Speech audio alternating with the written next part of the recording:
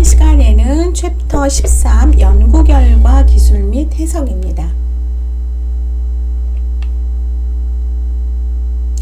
주요 결과를 이제 기술을 하는데 통계 분석 결과를 모두 상세하게 기술하기보다는 연구 주제와 관련이 깊다고 판단되는 결과나 연구 가설의 지지 여부를 확인해 줄 수 있는 결과, 그리고 새로운 발견점에 초점을 맞추어서 명확하게 기술을 해야 됩니다. 두 번째, 통계 자료를 제시를 해야 되죠.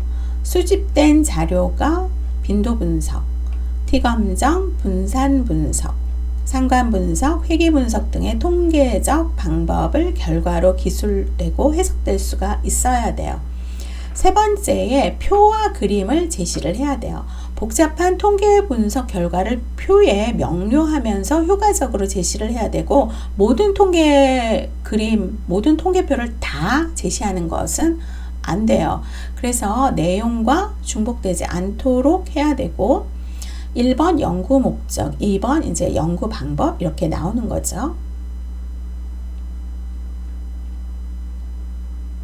자, 여기에서 보면은 표 13-3과 13-2가 제시가 돼야 되고요. 연구 결과를 이제 해석을 해야 돼요. 예측한 가설이 지지된 경우, 규모 가설이 기각이 되어서 연구 가설이 유의 수준에서 지지되었다라는 의미예요. 만약에 지지받지 못한 경우, 지지받지 못한 연구 결과라도 나름의 지식체로서 중요성을 가져요. 그러니까 연구자의 가설이 언제나 옳다고 할 수가 없죠. 이러한 경우 연구자는 연구 결과를 더욱 신중하게 바라보고 검토할 필요가 있습니다.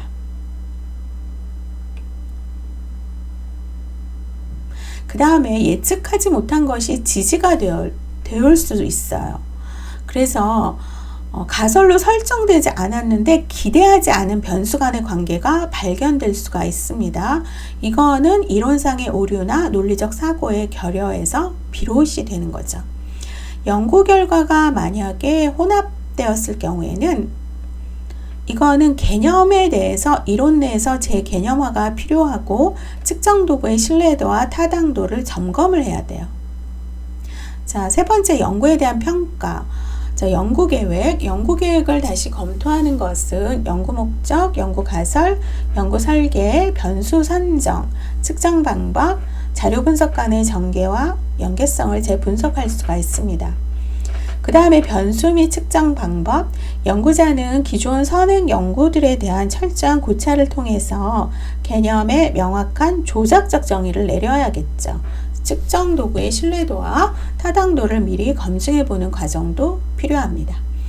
그 다음에 자료 수집 과정이에요. 표본의 선정과 크기, 응답자의 질, 탈락자 등이 중요한 고려사항이 되고요. 자료 분석, 자료 입력 과정에서의 오류, 그 다음에 미응답 자료, 미싱 밸류의 처리, 정확한 통계 분석 방법의 선택과 적절한 결과 해석을 검토하는 과정이 자료 분석이죠. 그 다음 네 번째, 디스커션이 있어요. 논의에서는 연구 결과를 해석해서 선행 연구들과의 유사점과 차이점을 비교하고 왜 그러한 유사점과 차이점이 나왔는지에 대한 연구자의 분석이 포함이 됩니다. 그래서 디스커션이 굉장히 중요하죠. 그 다음에 자, 연구 결과와 연구 결론은 달라요. 리절트하고 컨클루전은 다르다는 거죠. 먼저 리절트에 대한 디스커션이 논의에서 나와야 되고요. 그 다음에 컨클루전이에요. 그래서 연구의 전체 내용을 요약해서 독자들이 한눈에 논문을 파악할 수 있게 도와주는 것입니다. 그 다음에 이제 제언이 있어요. 연구자는 자신의 연구 결과를 바탕으로 추후 연구와 실무 발전을 위한 제언을 할 수가 있어요.